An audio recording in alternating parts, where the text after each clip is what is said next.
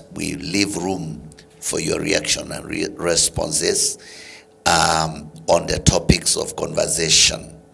And we call this show Leadership Challenge because we remember how challenged many African nations are, including our very own country, our very own nation, the nation of Kenya, how we see leadership deficiency, how ministries are suffering misdirection of authority and misuse of power and all this. And as we strike this conversation, our target is to impact or to intervene or to, impact in a way positively how leadership is done in this country. And that is why we are here talking about Goonism versus the rule of law. And we know Kenya is a sovereign state with a constitution and laws to be followed. But it appears like Goonism is something that is now becoming an establishment, especially by the political class. And we want to see what happened to the rule of law, that when a politician wants to do a meeting, he must always recruit all these goons. If there is somebody you don't like, you recruit goons to attack them. What happened to the rule of law? And we will also be looking or scrutinizing seriously, what is the police doing? The law enforcers. What are they doing? Where are they when all these things are happening? There is the National Police. They have all the other apparatus together with them. The NIS, the DCI, all these things, all these people we have. What is happening to our country? And to help us in this conversation, we have a guest, Morithi Mwito. Happy to have you again this morning. Me too. Thank you very much for having me. Karibu sana. It's been a long while. Yes. And I'm happy. I think it's a wonderful moment to share out what we have. And I do believe that even our viewers have a lot to contribute to what we have. What we are doing is just to pave way for a debate, which I know that they can contribute in various ways with even much stronger points than we would place in here. But I think what we do is just paving way into a certain thought or a certain thinking, so that we can be able to come up with something congeal in the end as a nation. Yes. I appreciate it. A lot of water has passed under the bridge. Yep. Since you were here last. Of course, we have had all these things that have been happening. Court cases. I think the last time you were here, the last time you were here, we were talking about the banning of that school and how we lost our children at Utumishi school fire. But a lot has happened, and I think what is catching our attention this morning is the good culture. Yeah, sure. And I think everybody is shaken in this country when you see a meeting going on at All Saints Cathedral, and somebody just decides, I'm going to disrupt that meeting.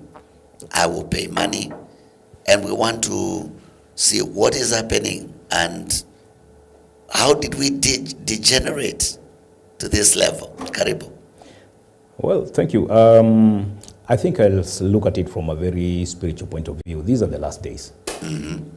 And save for the fact that maybe we would not have perceived that the evil that was to come around, these are some of the faces of evil, the evilness that was supposed to be brought forth or to be seen or to be witnessed. What we're seeing is that the people who we are now referring to as goons, we are just talking about people who are colluding with the evil spirit, the evil one. because what they do is evil. Whenever you plan to cause harm, cause injury by maiming somebody or whatever they would do, but damage somebody or even affect his life one way or the other, it means that person has no good intentions and they are not godly. Reality is that from a spiritual perspective, this is what is happening at the moment. It is for the quickening of the church and the believers that where we're heading right now is even to the worst things that are supposed to come around. Yeah. What I'm trying to say is that yes, there is Goonism in politics. There is thuggery that is going on in various ways. You've seen phone snatchers and all these kind of things. You've seen all manner of crimes that are coming up right now. Yeah. It means even the forces that are supposed to enforce the law are also overwhelmed one way or the other. Okay. However, it's not an yeah. excuse. Yeah. It's not an excuse that they are overwhelmed. But of course, where we are right now is that what they had started and nurtured, because when you allow some goons to become active and the protection of the police is ostensible, that means one thing, that they will grow. But now getting them out of that mindset becomes a problem. Now, eventually, when this business is over for 2027 elections, they still continue with their groupings. And that is where you see developments of militias now coming up. And by the time we know it, we are another Haiti. So what we are witnessing, we are now seeing whatever has been projected on TV and carelessly defended by the government by not speaking or acting upon it, it has now been seen or justified as a very wonderful act. Because if grown-ups are acting like this, then we, the children, can also just adapt. Yes. I mean, because we are supposed to offer mentorship as an elder member of the society. Elder members of the society, I mean, anyone who is below you is supposed to look up to you. So if the children are looking up to us and what they're seeing is leading them to crime, I think we are actually heading to doom. Okay. And we need to change and look into that. But let's look keenly at what happened at All Saints Cathedral. Yeah. A meeting is planned there. It is, I think, post-budget analysis meeting by some NGOs. And why were they attacked? Why was somebody not comfortable? This political Goonism that we are seeing right now is being sponsored by people who even don't respect God. A long time ago, not even so long, anyone who would hide in a mosque or in a church would be safe. Any activity that would go on in the church was considered to be pure and right, according to what now everybody thought. And that's why when you run into a church, the perception there was that it's a holy place, and so any other activity that is either politically instigated, like what we're seeing the goons now attacking, is not that they were not, these are not the goons who are against the finance bill. These are people who didn't want whatever would transpire from that sitting to be heard. So they had to make sure they stop it early as possible. Can you bring us to that, that clear understanding? What was the meeting about? And whoever was not comfortable and mobilized those goons, what was he trying to say by what he did? Please bring it a clearer picture, please. The drafters of the budget, and rather transmogrifying to what we call the finance bill that will be now used to implement everything in the budget proposal. You cannot talk about this excluding the government, the hand of the government. And when I talk about the hand of the government, I mean the National Assembly is in it. We have the pros and we have the cons. So we have the executive that has its stand on what they have proposed. And we can gather from the kind of campaigns they have been having and what they have been proposing that should be done, and we should look into, whether it's Singapore or Korea or whatever, but now let's talk about Singapore. They would still fix us in that dream. And so whatever they are doing, they would like us to accomplish that. At the same time, the overwhelming debt that we are having is actually being escalated beyond what it was last year, when we were talking about around 12 billion. Now we're talking about 13 billion, Yet we still claim that we are paying the debts. So how are you paying the debts when the debts are still increasing? It's a plus every financial year. Okay. It means something is amiss. And so when you do a budget and you want a law that would enable you to implement a wrong budget, then definitely you will have to stand against anyone who tries to block it.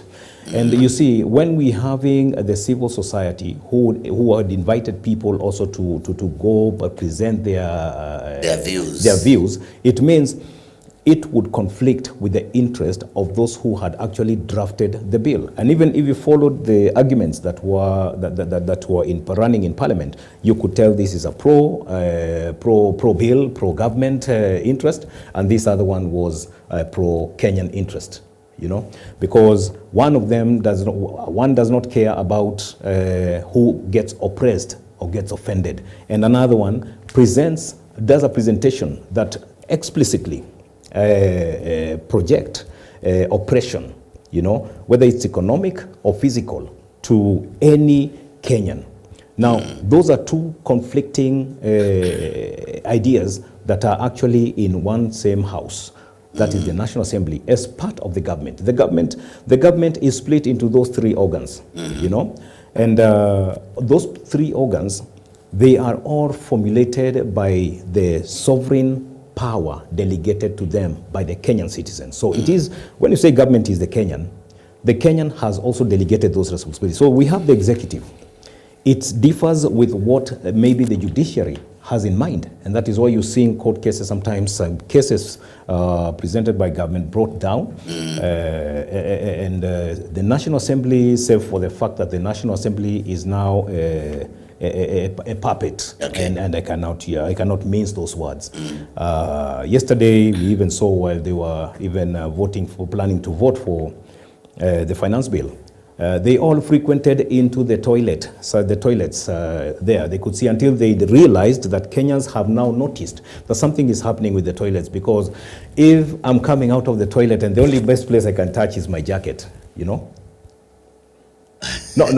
these are scenes that were there. I mean, we were following until they had to shift the camera to where we have the maize, because it was like they were calling upon each other. Go and take your thing. Go take your thing. Go take your thing. And they would rush, they would rush shamelessly. And I'll tell you, these are things that maybe will come up later, but this is what we were able to deduce from what we saw. And when we're having such, it means... So there was an unusual visit to the rooms. Yes, the same 10,000 shillings toilet bribe, because that's where they were handed 10,000 shillings during Uhuru's tenure. And that is where the 10 million impeachment, whatever, takes place, and every other place. What you're trying to say is that while it's happening, because you could see even at Senate, there are things that are said to have transpired while the debates were still going on.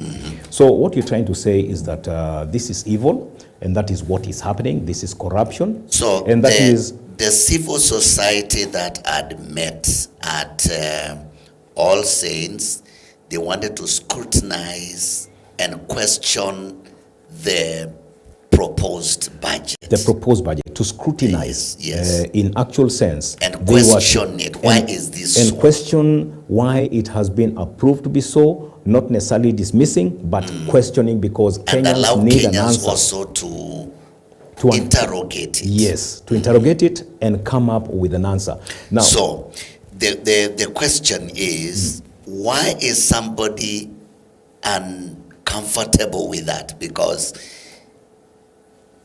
I mean, do politicians actually want to control our thinking? Because I think the normal way of life and the way human beings are made, they analyze, they question, and that is the nature of a normal human being. Mm-hmm. So what do they take Kenyans for if somebody is saying you should not question, you should not even think why, interrogate why this figure is like this? Okay, they want us to just be like, guinea pigs or something like that.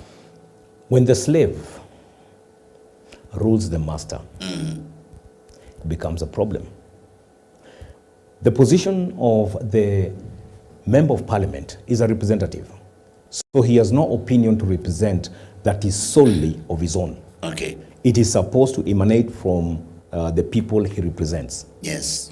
Now, when you go there because you have changed the standpoint, the position of the people who have sent you there, the representatives, it means the slave has decided to do what he or she wants in the master's territory.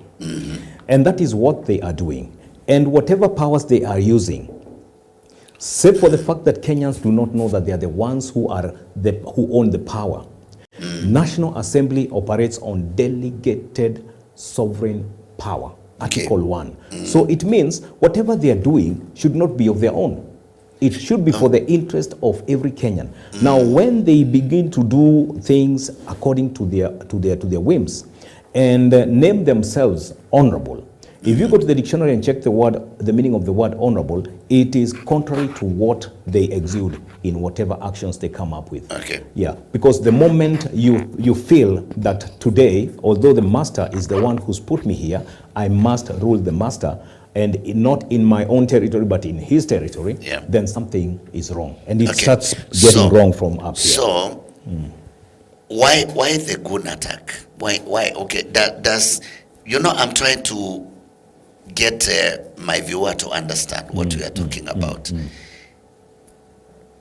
Why do you think somebody does not want? Okay, did they expect that Kenyans cannot question what they propose? What is in the thinking of our leaders? And most likely, where did the goons come from? Who sent them? Most likely, who sent them? Like I alluded to this point, that they were sent by people who didn't want the bad finance bill to be known by Kenyans, or to become clear to the understanding of Kenyans, that it is not right for them. It is not helping them. It is going to oppress them. Those who didn't want these people to know these things are the ones who sent the so-called goons. Okay. And these are not people who were coming to attack them, so that the results are not. They came to attack them so that the results would not come out. The discussion would not even take place. Okay. You get the point? So that is why they shamelessly attacked them in the church. And okay, we are still interrogating this gun culture, and we really have to deal with it. And let's move back a little bit to the time when, to our law. Yeah. A cabinet secretary, a cabinet secretary is not supposed to be a politician. He should not be having, according to is that in the Constitution, Bwana Mureithi? Is that in the Constitution? I don't see. I haven't seen it in the Constitution, but I know people. Because I think there was this hype in the time of Kibaki. Yes. That a cabinet secretary will not be a politician because he will go and work, favoring his party or something like that. But he should be a professional, a technocrat. If you remember those words that were being used during that time. They expected to have technocrats in this political system. Okay. And that's the hypocrisy that lies in it. And I have personally tried to attack this for a very long time, that you cannot claim not to be a politician, yet you participate in political activities. The Kenyan Constitution is a political law. The activities that are manned by that law are all politically minded laws that are created with a political mind, political instincts. So it still remains political. So any adherent is a politician.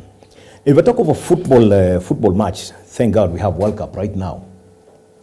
Both the fans and the referee and the players, they are all football enthusiasts. But from different positions in the pitch of the stadium, that is. There are some who are doing from the terrace, others within the sidelines, you know, and others are actually in the court doing their match. The players. And for it to be exciting, all these three must play their part right. Because the supporters don't kick the ball. They shout louder.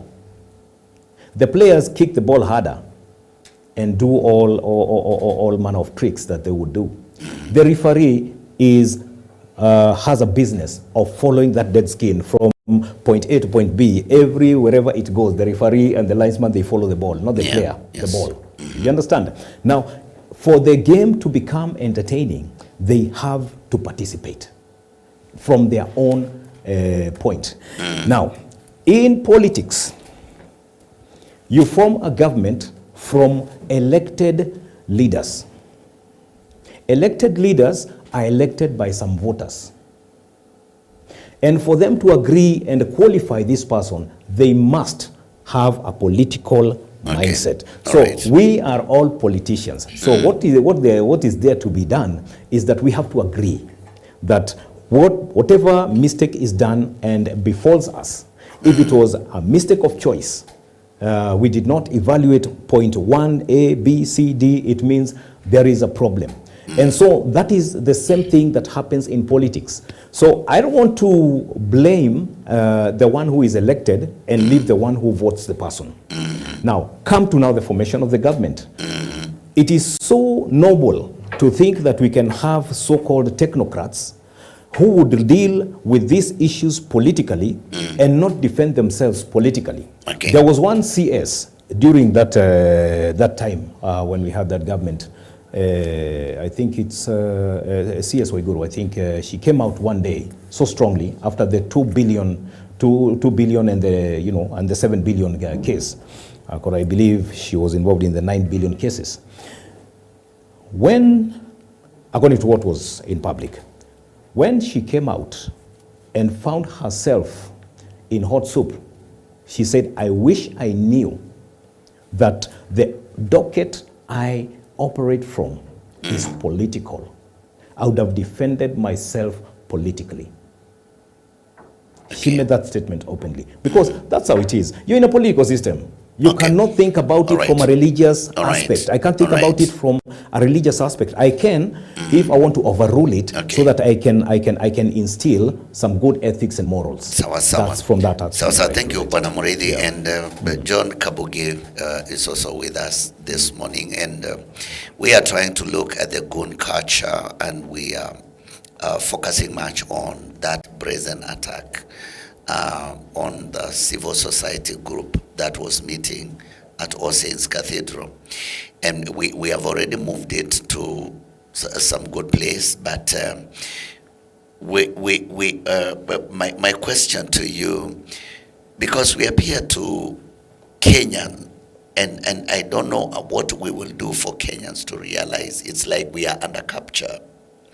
And when we try to recognize our rights and what we should demand from our leaders, like somebody is uncomfortable with us knowing the truth and something like that. And so this goon culture is supposed to intimidate and threaten the normal citizens so that they will operate and walk under fear, so that now the ruling political class can have their way.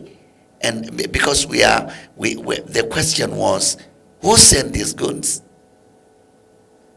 And why does he want a budget that has been proposed to be interrogated? Why? Why will somebody not want Kenyans just to look at the document and ask questions? Firstly, it's important to realize that these activities by the goons is criminal activity. Those are crimes. Okay. Number two, because they are crimes organized by many people, and because of the nature of the crimes, and because people are being paid to commit those crimes against the lives and property of Kenyans, that is organized crime, and it's also criminal conspiracy. So at a bottom line, those are facts that should not be negotiable. All right. Secondly, there is enough blame to go around. So we should not really focus on the symptom. We should focus on the root cause, the actual disease. This disease starts with the citizen of Kenya. Because the citizen of Kenya has forgotten their responsibilities when it comes to hiring leaders to lead this country. So that for now, they don't even seem to give us leaders. They give us thugs and crooks and, showmen and clowns and, people who are not serious about governing this country. Right.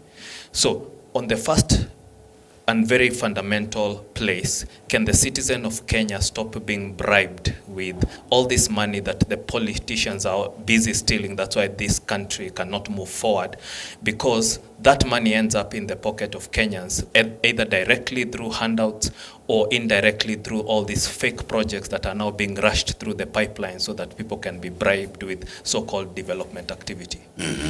Number two, can the citizen of Kenya be serious about hiring leaders to lead this country so that they realize next year is a job interview? Whoever has done a good job moves on. Whoever has not done a good job fails and they are sacked and somebody else comes in. Can the citizen of Kenya become serious about giving us leaders who are not thugs, who are now sponsoring this goon culture that we are seeing in the first place? So the citizen of Kenya, to finish that sector, has to be serious about this process of interview. Don't be bribed. Don't sell your soul because of a few shillings. Do not allow yourself to be used to destroy the life of another Kenyan and to destroy the property of another Kenyan. Okay. Moving on from that, the next stage we have to look at is, because we have tolerated all that, we have elected leaders who now have forgotten that they are public servants. The word servant is used very deliberately. This is a servant of the people. They are not your bosses. They're not your king. They're not who you have elevated them to be. But because we have come to a culture that worships money, so whoever is able to steal the most and then go and bribe that voter with the most, they are elevated to a point where now people elect leaders based on who will dish out the most money. Beyond that, we also have a problem of this leader who is elected disrespecting the directors of this country, the owners, the citizens of this country who elect them for these executive positions. Every position from an MCA, an MP, women's rep, senator, governor, president that is elected, those are servants of the people and they serve, like the word suggests, the citizens of Kenya. So by the time a leader engages young people, and this is now the next crisis from there, they have already mismanaged the economy of this country to the point that the young people of this country are desperate. They don't have jobs, they don't have economic activities, they don't have even opportunities where they can start businesses. Now the same young people are being deployed because of their desperation to be bribed. You hear, these goons, when they started talking sincerely, they said, we were engaged, we were told we are going to, an event organized by an opposition leader. They got to a point they were told, oh, we are going to a church, All Saints Cathedral. They got to a point they were told, oh, you're going to do this, you're going to do that. They are desperate because when you heard most of them speaking, they come from the slums. They come from desperate situations. Somebody is taking advantage of their desperation. Which somebody is responsible for ensuring that the economy of Kenya can produce jobs for these young people? Now that they are that desperate, they are being misused to turn themselves against other Kenyans. That's another angle to that. Okay. The politicians who are hiring these goons, it's a very simple thing. You had, the chairman of the Foreign Relations, Defense Foreign Relations and Intelligence Committee saying openly on live TV that every politician in this country finances goons on both the government and the opposition side. Where have we gotten to the point that you, the director of this country, the person who hires these civil servants and public servants, tolerate a situation where somebody can take advantage of young people who are jobless in this country, turn them against you, to harass you and to beat you up and choke you in a church and rob you on the floor in the presence of policemen who are armed, and you accept that as tolerable? Just because the Kenyan citizen has accepted that is why these characters are doing this. The day the Kenyan citizen draws a line and says, we will not conduct an interview for you, we will not give you a job, and we will fire you on the spot if you neglect your responsibility to keep the citizen safe, to keep me safe, to keep me where my life, my property is not, it's not attacked. The final point is this. This activity happened in a church.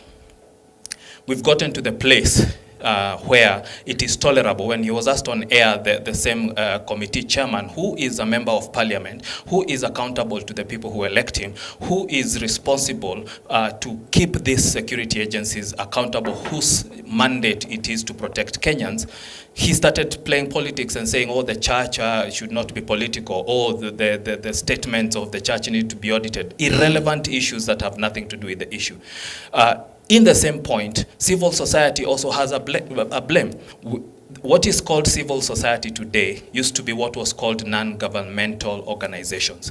Non-governmental organizations had the mandate to provide and project and provide augmenting services where the government can either not reach the people or has insufficient capacity to provide some services, which means the same services the government would have offered had it been working perfectly and fully, they subsidize by being non-governmental organizations. Today, there's a part of civil society that perhaps you just register as agents of foreign governments, because there are people who are actually used to they are paid, number one, they accept monies, and then they are directed in certain ways. This is why the government can use the excuse that some of that civil society is engaged in some of this. And we've seen all the way from 2007, when we had serious problems in this country, that these organizations were used, whether it's a community-based organizations, and some half of this civil society that are just professional activists engaged and paid by certain outside forces to to basically act on command. On the other side, there are still people who are true to the cause, where they are actually having a just cause. So my issue is, in that community, they need to clean up their act so that the government doesn't have an excuse to keep, somebody who's doing the right thing to defend the rights of the citizen of Kenya is doing their job. Somebody who's being sent as an instrument of undermining what should be a cohesive society, there is also an issue there, and we need to be honest. Just as we hold the leaders accountable and the government, which is supposed to provide security to its citizens at a minimum, and it's not negotiable, also we should hold the citizen to account who elects these shoddy politicians, and on the other side we should hold civil society to account, so that we remove that element of organized chaos, so that we start building this country in a proper manner. Okay, so you are saying the chairman of that parliamentary committee was justifying, right? Was like speaking like nothing is really wrong because everybody is doing it. But if we can critically look at it, it is, you are talking about politicians in government and politicians outside the government. All of them. So this is the political class. Yes.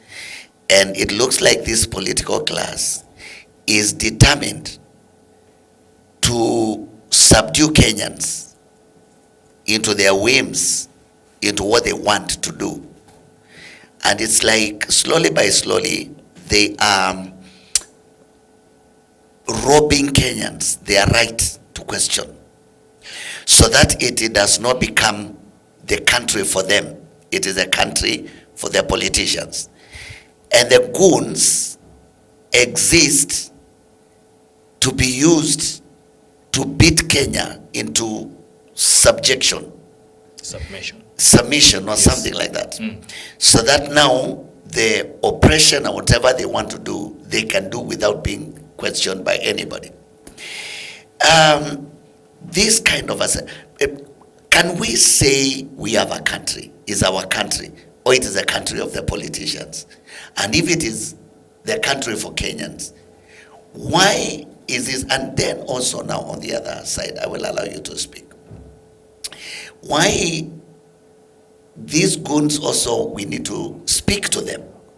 We need to speak to the goons, because these goons are Kenyans who are sleeping hungry most of their time. And all the money has gone to the political class. So the goons, the people that accept to be recruited into Goonism to go and attack other politicians, they need to know that if they are a group that has turned against their own rights, that the money they are supposed to have will not be able to flow freely. So Goonism is like a self-inflict on these Kenyans who are allowing politicians to perpetuate their capture of the nation, so that the citizens have no right to money. Because if you look at this country, it is like money comes up to a certain level. The rest are wallowing in poverty. And this is the thing that needs to be broken. Can you address these two? Because Kenya does not belong to the politicians and the political class. Kenya is for every Kenyan. But there appears to be a determination. Kenyans, if you speak, we will beat you into submission. So, the first point is to answer your first question. That chairman of the Defense, Foreign Relations and Intelligence Committee was asked by my colleague at Royal Media on the Citizen TV show a very direct question. What are you doing to hold accountable the security agencies whose job and mandate it is to protect the citizens of Kenya? Instead of answering that question directly and without the seriousness that is requisite for that kind of, that is the most the most powerful committee in Parliament, number one. Number two, that question is a very serious question, and he was just jesting around like it's a joke. And he answers the question by saying the church, the ACK Church of Kenya, should not be involved in politics, okay? That is not what you were asked. You were asked a very direct question. You are an elected member of Parliament, elected to represent the constituents that elected you. Number two, when you go to Parliament, because of your proximity to the leadership of this country, you are elected to chair the Defense, Foreign Relations and Intelligence Committee. It is your committee that holds accountable the security agencies of this country to protect the lives and citizens of the lives and property of the citizens of this country. They are failing in that duty in open. In front of cameras in the open, and it's getting to a point where a policeman armed with an AK-47, G3 and other standard issue rifles and pistols by these inspectors, a whole inspector is watching somebody being mugged. He has a pistol in the pocket and he's removing goons with his hands, and they walked in with these goons, they walked out with the goons, walked in again with the goons, and the goons report that they had policemen who were in plain clothes walking among them, who instructed them to move their bikes off and then come back. It was organized crime at its best. So you're being asked, what are you doing to hold responsible? And security is not a joke. It's not a negotiable right of Kenya. Yes. If the public servants who are elected to provide the safety and security of Kenyans fail in their job, they move from that job immediately. They shouldn't even wait until the next election. Now, to your second question, the person, and we should not professionalize criminal activity so that now it's called Goonism. The person who's committing these crimes against his fellow Kenyans should know that, yes, they are selling their soul for silver coins, yeah? Number two, they are being engaged to commit criminal activity, and they will be held to account to that standard. Number three, by the time it gets to the point, I was speaking at a different station, and I gave the example. You hire a security guard to protect you at your home. You hire another one to, a domestic manager to manage your household. And number 3, you hire somebody else to manage your farm. So one day, your security guard and the farm manager and the domestic manager realize that you're going to re-interview them for the jobs that they are doing next year.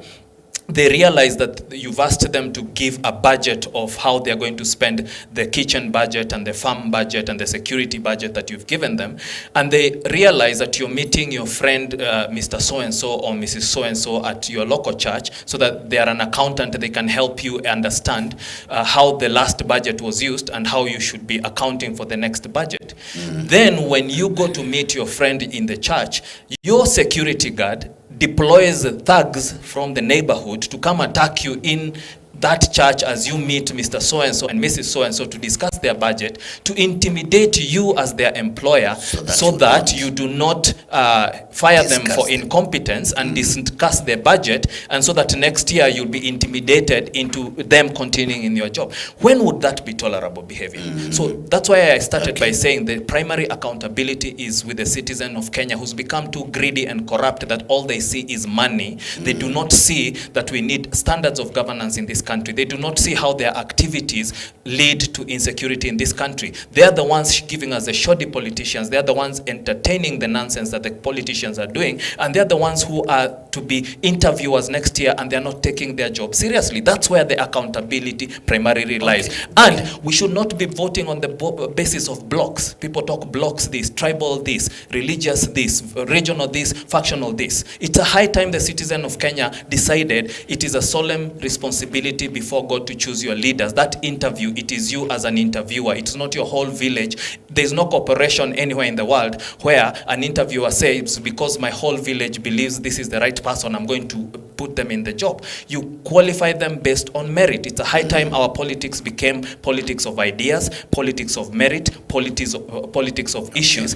This fraud is being perpetrated on the people of Kenya simply because we are tricked into tribal corners so that nobody can exercise their independent, solemn, sovereign right and their conscience before God to elect the leader who's working and give them another term to do their job, and to fire the leader who's not working and get rid of them irrespective of which tribe they come to from, because every tribe, every religion, every region, every faction has incompetent leaders and it has competent leaders. So it's a high time we put all these things together and address ourselves. And as far as the church is concerned, the church is supposed to, I like what the provost did, the church is supposed to bear a standard, a beacon, a minimum, all right? It's supposed to be the one that says, no, here is where we draw the line. And we are getting to a point, countries have gone down for lesser reasons, like the price of bread and we saw. I was watching a news the other week that a journalist was talking about what happened in Serbia and Croatia, and there was what was called the Sniper Valley, where every people of a certain religion who would pass there, or a certain faction, or that balkanization that had taken place, were being shot. And they were saying people were paying thousands of euros, tens of thousands of euros to go and do it like they're doing for bounty and just shooting people from roofs. Those people got where they got because people started playing the dangerous games we are starting to play in this country. And this needs to be recognized for what it is. If we allow criminal activity to be used against a citizen of Kenya under political guises, just because of a job interview, we are allowing this country to go down. And we must draw the line, every person individually before God, and say, enough is enough, we are not going to tolerate it. The day the politician realizes the citizen will not tolerate it, they'll stop this activity. Okay. Yeah, it looks like Kenyans, we just have to be on the lookout, because we can now, if politicians are using goons, then what we can say, we have political captors. Yes. Political captors who want to capture the country and run it the way they want it. And I want to come to one point. They've already mismanaged this country, and the citizen of Kenya should already have held them responsible for mismanagement. That's why these young people don't have jobs.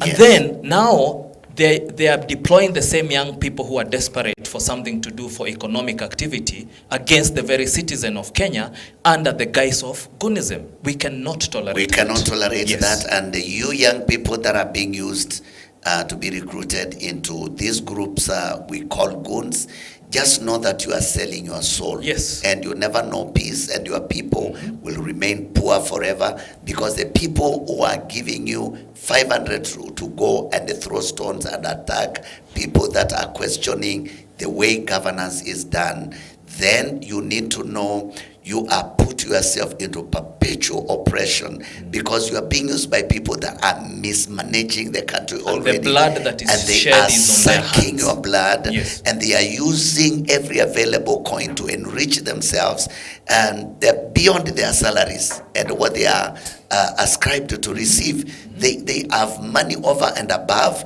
They have entered into business with the government, which is a conflict of interest, and these are the people you're going to defend, and they are the ones that are making you not to have a job. I think it is just ridiculous. And young people, you need to shape up, wake up to the reality of our country, and let's work up to take our country back democratically, using the rights that we have. Bwana Mureithi, what happened to the police?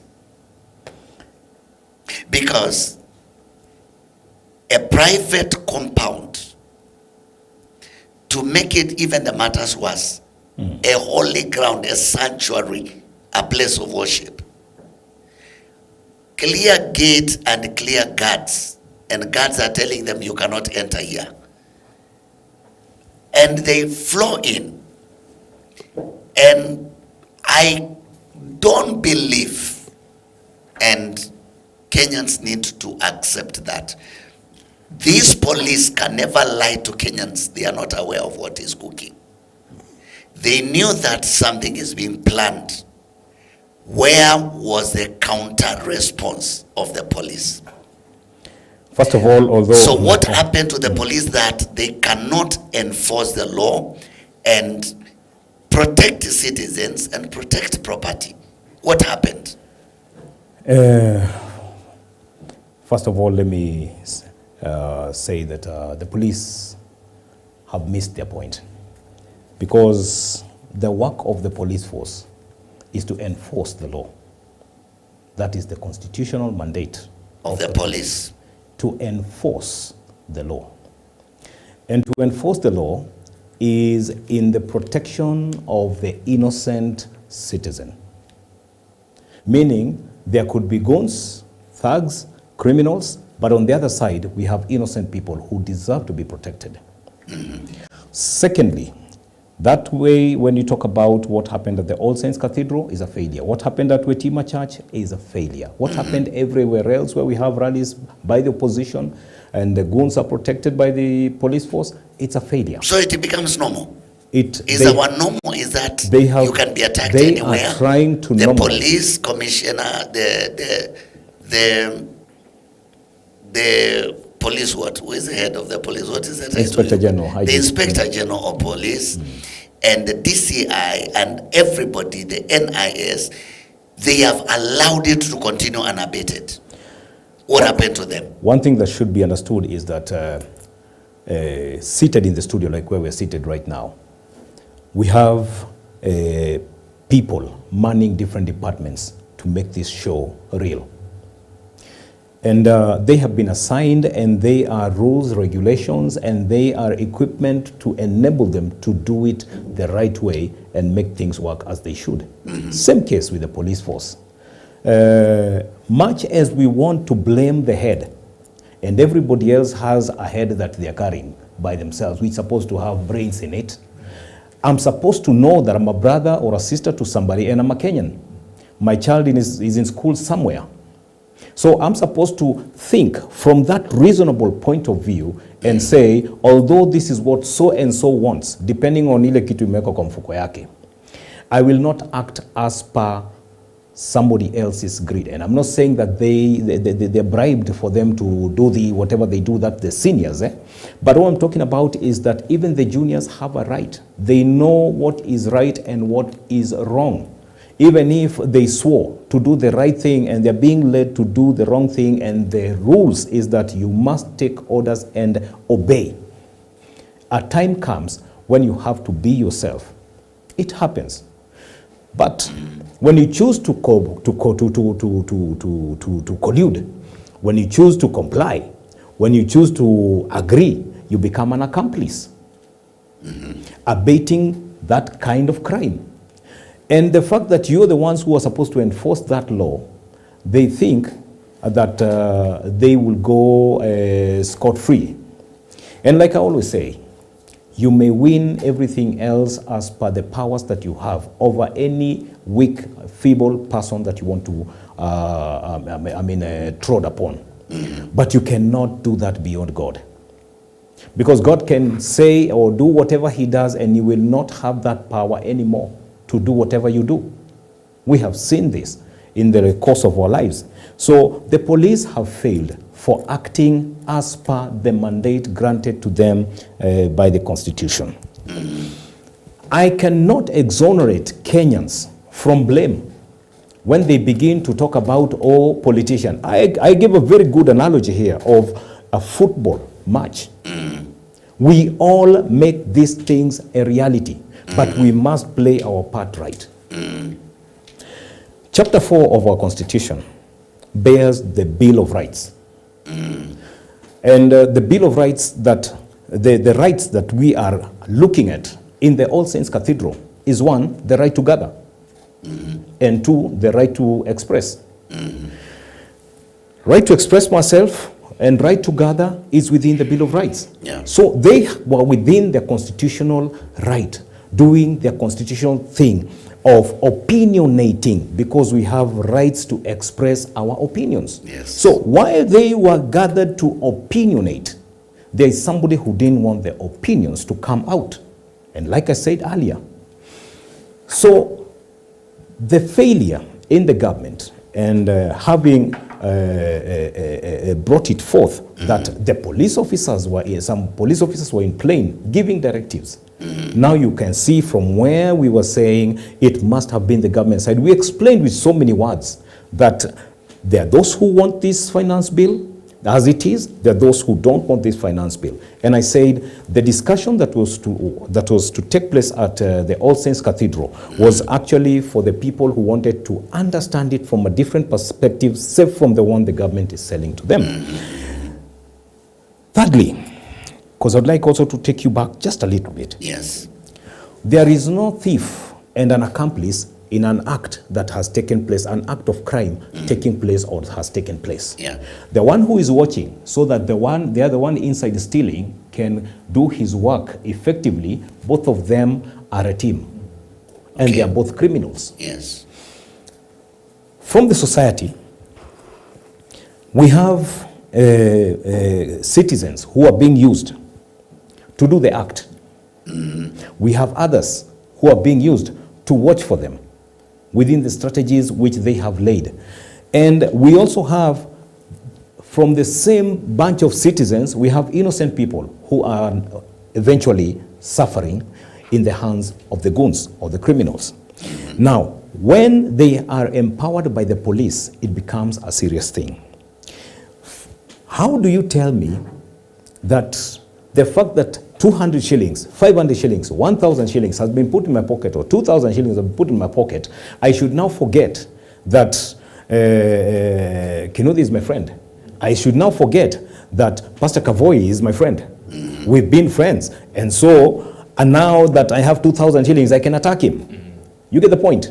That means our failure also should be judged as individual. And what I'm saying is that Kenyans should wake up to this. And why we are being played into some tune that shows us actually that vilifies every youth in this country becomes a goon.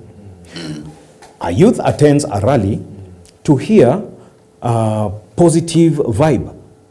Then another goon, another youth somewhere is being compromised to attack and injure the one who is seated there to listen. But what does the police want us to believe? That these are paying goons and these are paying goons. Do you know who is being victimized? The young person. We must defend the youth.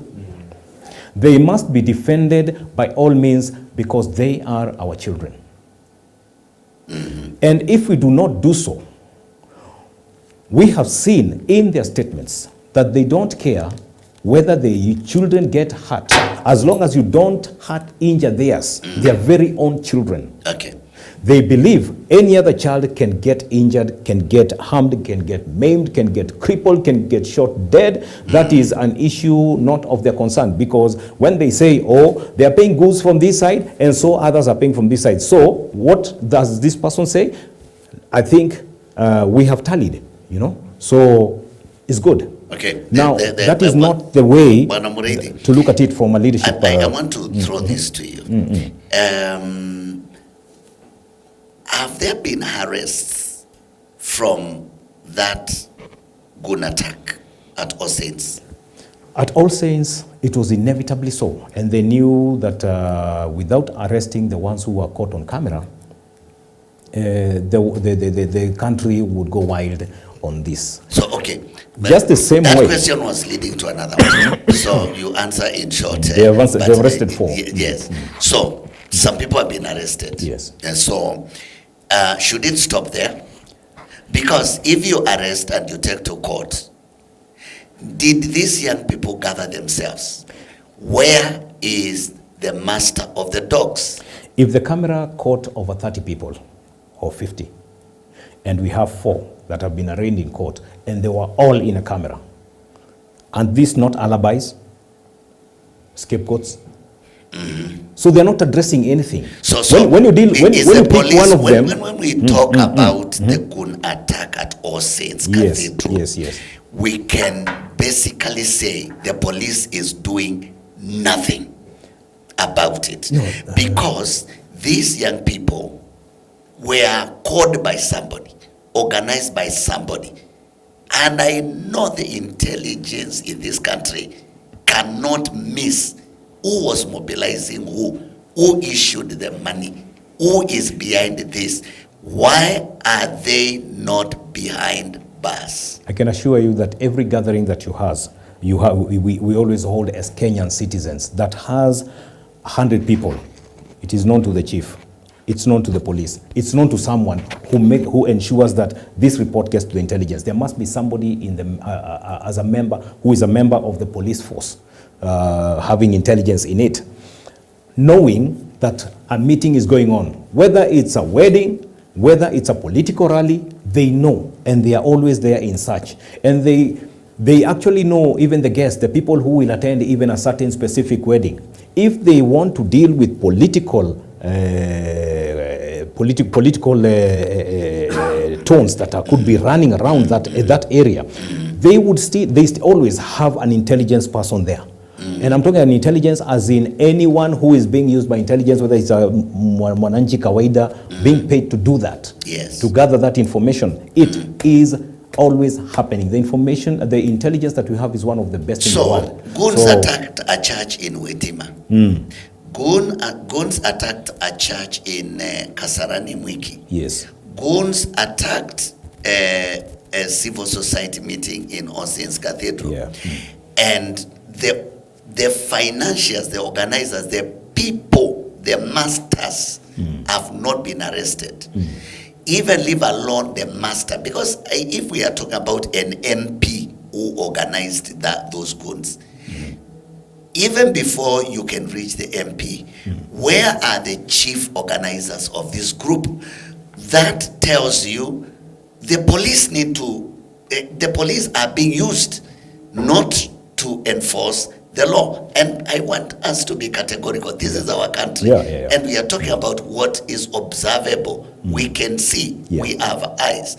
Where are the chief suspects in this? Leave alone the boys, you say, at these boys who are captured on the Nini. Who sent the boys? And if the boys were sent by a politician, why is the politician walking scot-free in this country? And these are the things we want to hear. Please answer. Ufupi. Question is, does the politician or the sponsor control the police? The answer is no. I told you the police are the enforcers of the law.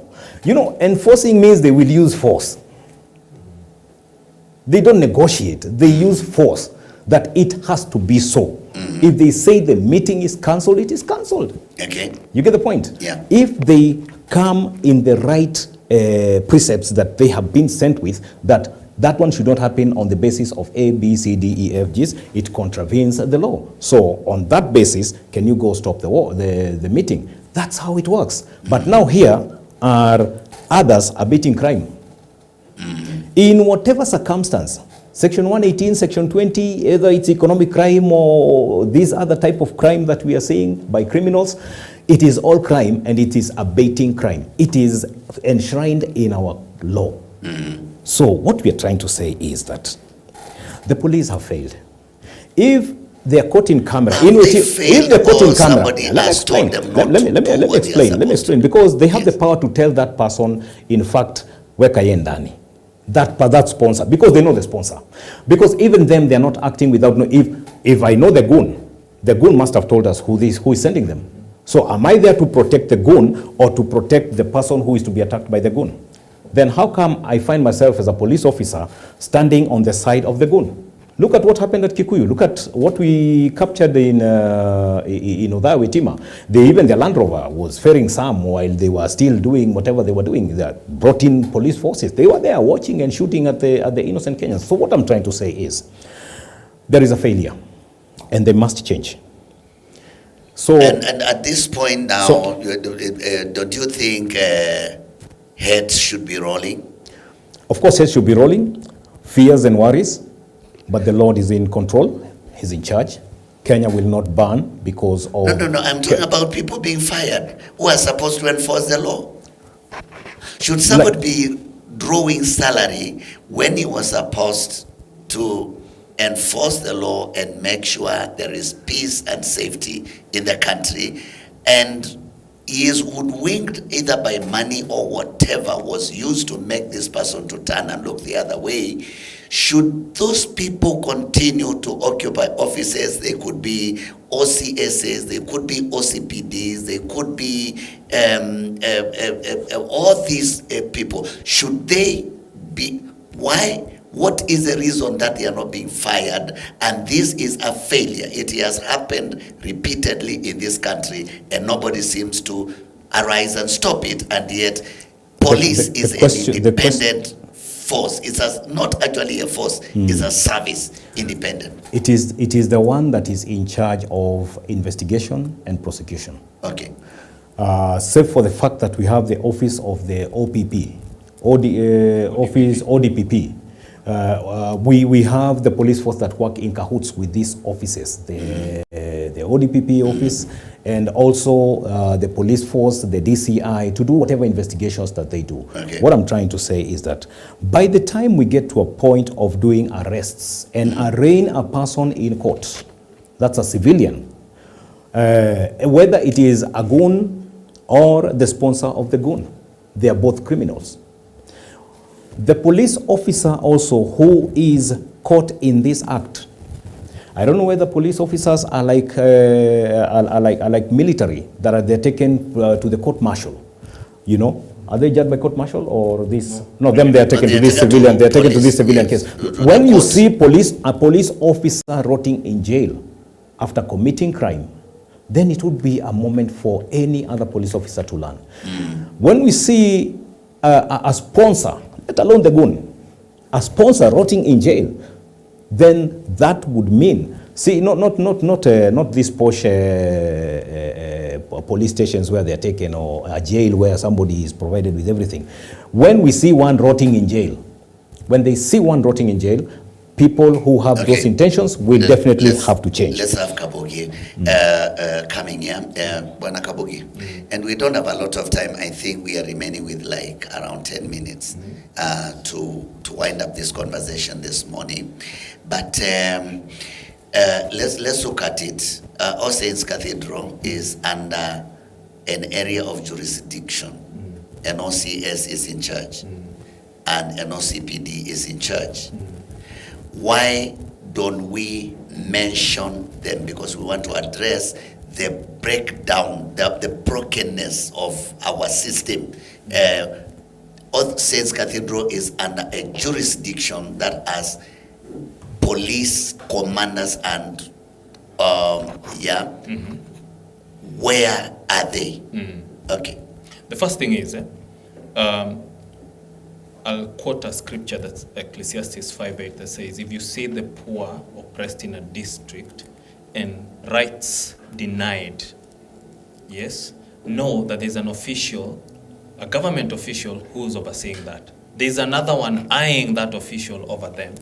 And then it says the illegal profit from that goes to them all, even the king himself's benefit. So accountability always has to start from the top. Who is at the top of the food chain of accountability in this country? The citizen of Kenya. The citizen of Kenya must hold accountable the executive of the country, all the way from MCA, MP, women rep, senator, governor, president level, and the cabinets they elect or appoint both at national level and county level. Number two, the president himself is responsible, primarily and solely accountable for the safety and security of every single citizen, which citizen elected him. The moment you become president, you cease to be a party leader, you cease to be a factional leader, you cease to be a tribal leader, you cease to be a religious leader, you cease to be whatever you are. You are a symbol that unites this country. You are the head of government. You are the leader of this country. You are the commander-in-chief of the defense forces. You are the person accountable for the safety and security of each Kenyan. By the time one life is lost, one person is maimed, property is destroyed, you are solely accountable for that. It is not negotiable. So when the citizen fails to hold that executive to account, and then his cabinet secretaries, when a cabinet secretary comes out and says, oh, they are goons, they are goons, they are goons on this side, or that is not your responsibility. Your job is to protect the person who hired you for that job and make sure you're the watchman of this country. Okay. Yes. And then the final point, with regards to the police, every person who serves in a disciplined force knows very well that they are not supposed to follow an illegal order. If I send you as a policeman to go kill Mwito or to go kill Kavoi, you are not allowed to do that. You can quit your job, you can hold them accountable, you can be a whistleblower, you can go to court. There are so many things you can do. So they're wholly responsible. So when you see an armed police officer in uniform, and you can tell by his the crown pieces, crown jewels, his authority badges on his lapel, that is a very senior police officer who has authority and command. When he is in the presence of those goons and criminal activities taking place right in front of him and or her, and they're not taking action, it shows, one, they are compromised, two, they have a conflict in terms of the orders they've been given, and number three, they need to do their job. So, and unfortunately, the security organs of this country are beholden to the executive, which executive should be accountable to the citizen. So that's why I say the citizen is not doing their job. That's why the executive can get away. Nobody should be in their office today after such an incident. Yes. If we were a serious country interested in proper governance, irrespective of who you are, we should have held people to account. Those heads you say should have rolled in terms of people losing their jobs should have happened immediately. We are not running a serious country here, and that's why the executive can get away with it, and the people under them, and the primary accountability is with the citizens who's giving us shoddy leaders. So we are saying we should not, and I think the National Police Service, this is something that, we are speaking from every place, and it is the voice of Kenyans. Sure. That we are not taking your answers anymore.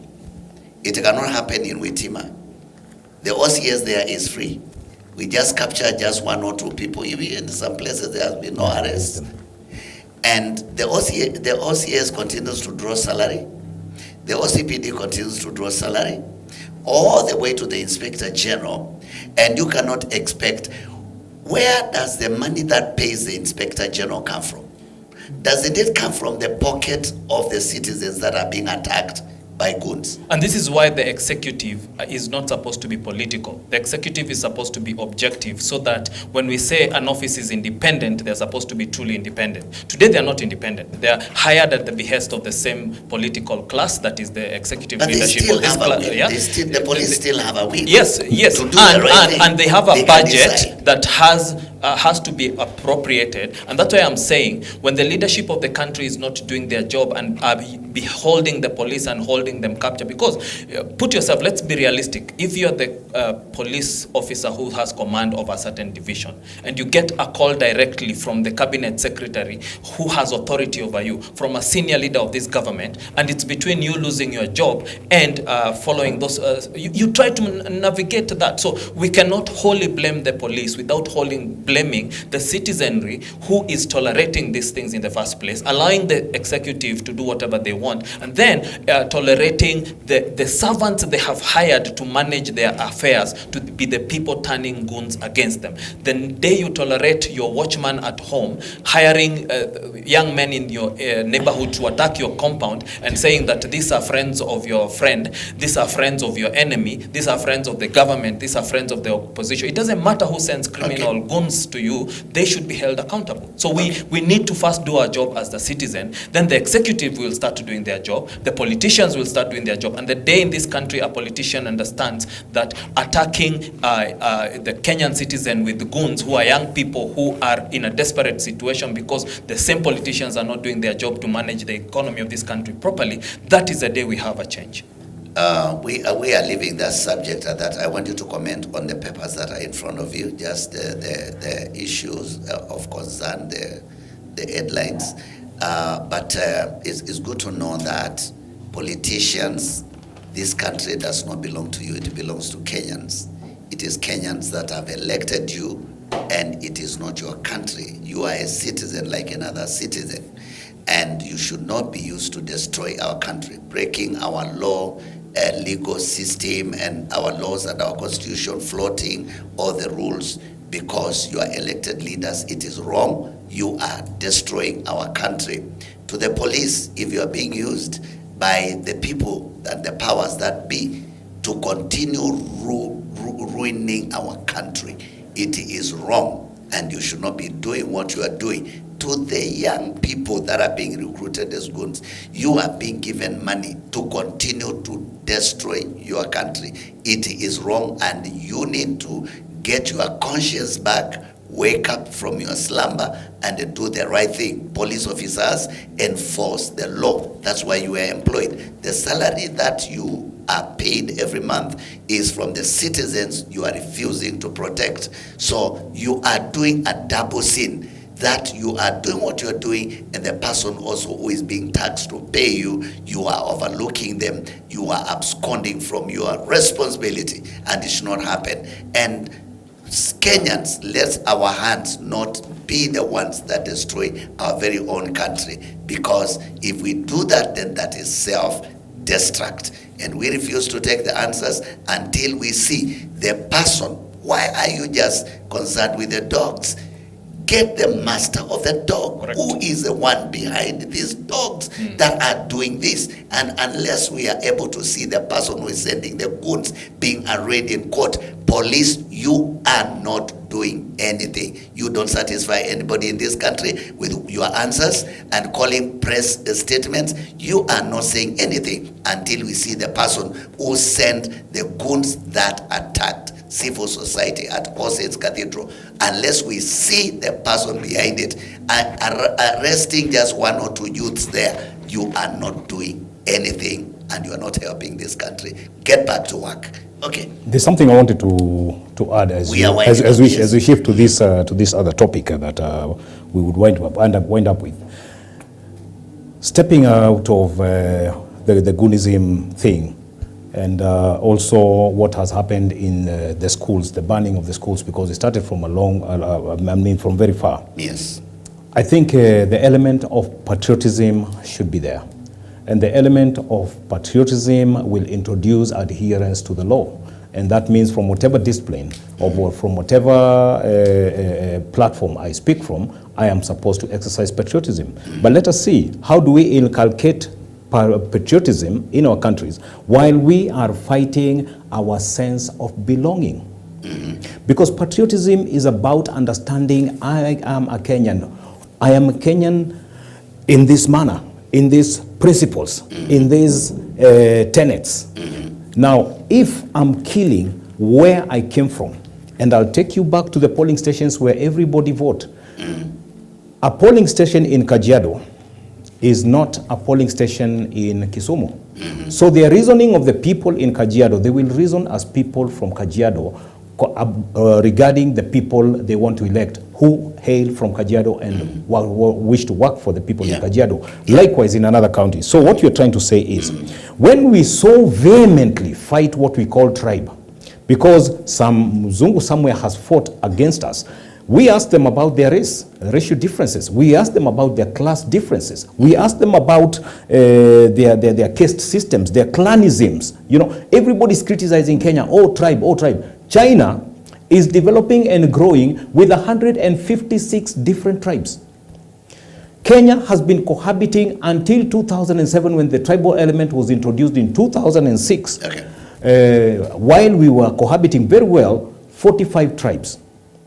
Why do we have to listen to people who are killing our sense of belonging? We have replaced the subject of history in schools with something called social studies. I don't know what they are studying in it, because it has nothing to do with who you are, where you've come from, where your country is, the pride of your country. We are so proud of England than we would be proud. We are supposed to be, we ought to be proud of Kenya. Why? Because of football and everything else. But we are supposed to be patriotic, understand our history, begin to celebrate Koitalel Arap Somoy, who was a Kalenjin, who did something that worth being understood by this person.